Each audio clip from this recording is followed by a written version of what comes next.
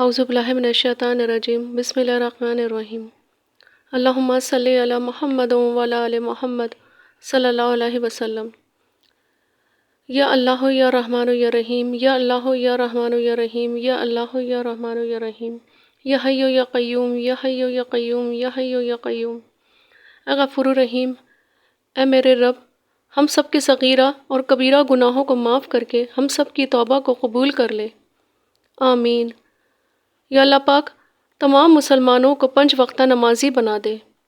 یا اللہ پاک ہمارے مردوں اور عورتوں کو نماز کا پابند بنا دے، سنتوں پر عمل کرنے والا بنا دے، دین پہ چلنے والا بنا دے، آمین۔ یا اللہ پاک کشمیر اور غزہ کے مسلمانوں کی مصیبتوں کو دور کر دے۔ یا اللہ پاک ہمارے دشمنوں کو نیست و نابود کر دے۔ یا اللہ پاک ان کی زندگی میں جو بھی پریشانیاں ہیں، مصیبتیں ہیں، یا اللہ ان کو آسانیوں میں بدل دے، آمین ثم آمین۔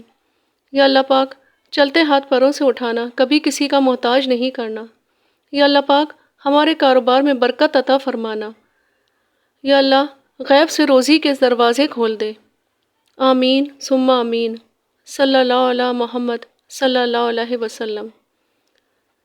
سورہ شورى کی آیت نمبر 15 میں فرمایا گیا ہے، اے نبی صلی اللہ علیہ وآلہ وسلم، آپ اسی اقامت دین کی دعوت دیتے رہیں اور ڈٹے رہیں جیسا کہ آپ صلی اللہ علیہ وآلہ وسلم کو حکم دیا گیا ہے، اور ان کفار کی خواہشات کی پیروی نہ کریں، اور ان سے صاف صاف کہہ دیں کہ میں ایمان لایا ہوں اس کتاب پر جو اللہ نے نازل فرمائی ہے، اور مجھے حکم دیا گیا ہے کہ میں تمہارے مابین عدل کا نظام قائم کروں۔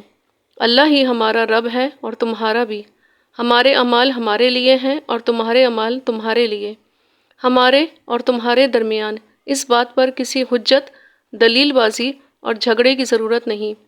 اللہ ایک دن ہم سب کو میدان حشر میں جمع فرما دے گا اور اسی کی طرف لوٹ کر جانا ہے۔ اس آیت کے مضامین کو سمجھنے کے لیے اس پس منظر کو سمجھنا ضروری ہے جس میں سورہ شورى نازل ہوئی۔ یہ سورہ مبارکہ مکی دور کے وسط کی صورتوں میں سے ایک ہے۔ اس زمانے میں سرداران قریش کی طرف سے مسلمانوں پر ظلم و تشدد کا بازار بھرپور طریقے سے گرم تھا۔ مکی دور کے ابتدائی 3 برسوں میں دشمنان اسلام کی مخالفت زبانی کلامی تھی، اور انہوں نے اپنے طنز اور مذاق کا ہدف نبی کریم صلی اللہ علیہ وآلہ وسلم کی ذات کو بنائے رکھا تاکہ آپ کا حوصلہ پست ہو جائے، آپ کی کمر ہمت ٹوٹ جائے اور آپ اپنے مشن کو ترک کر دیں۔ آپ صلی اللہ علیہ وآلہ وسلم صبر و استقامت کا پہاڑ تھے، لہٰذا آپ ثابت قدمی سے اور انفرادی رابطوں کے ذریعے لوگوں تک پیغام حق پہنچاتے رہے۔ اس کے نتیجے میں نوجوانوں اور غلاموں کی ایک بڑی تعداد ایمان لے آئی۔ نبوت کے 4تھے برس آپ صلی اللہ علیہ وآلہ وسلم نے علی الاعلان دین کی دعوت دینا شروع کی تو کفار نے محسوس کیا کہ یہ دعوت تو ایک بہت بڑے چیلنج کی شکل اختیار کر گئی ہے۔ نظام کہنا کے پاسبانوں، یہ معرض انقلاب میں ہے۔ تب ان کے کان کھڑے ہوئے اور سوچنے لگے کہ اسلام کی یہ تحریک تو ایک تیز آندھی بن رہی ہے جو ہمارے اس نظام اور مفادات کو خاک کی طرح اڑا کر منتشر کر دے گی۔ یہیں سے وہ دور شروع ہوا جسے سیرت کی کتابوں میں یعنی مسلمانوں کی ایذا رسانی اور بہیمانہ تشدد کا دور کہا جاتا ہے۔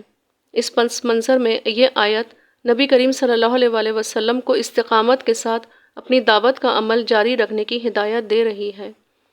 اللہ پاک ہم سب کو نبی کریم صلی اللہ علیہ وآلہ وسلم کی سنتوں پر عمل کرنے والا بنا دے، دین پہ چلنے والا بنا دے، اور سچا عاشق رسول صلی اللہ علیہ وآلہ وسلم بنا دے، آمین ثم آمین۔ 4تھے روزے کی فضائل۔ بعد نماز فجر سورہ فاتحہ 40 مرتبہ پڑھیں۔ بعد نماز ظہر یا حی یا قیوم 133 مرتبہ پڑھیں۔ بعد نماز عصر دعائے جمیلہ 3 مرتبہ پڑھیں۔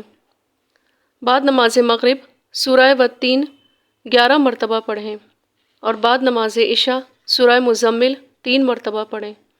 اللہ پاک ہم سب کی عبادتوں کو قبول کرے، ہمارے روزوں کو قبول کرے، آمین ثم آمین۔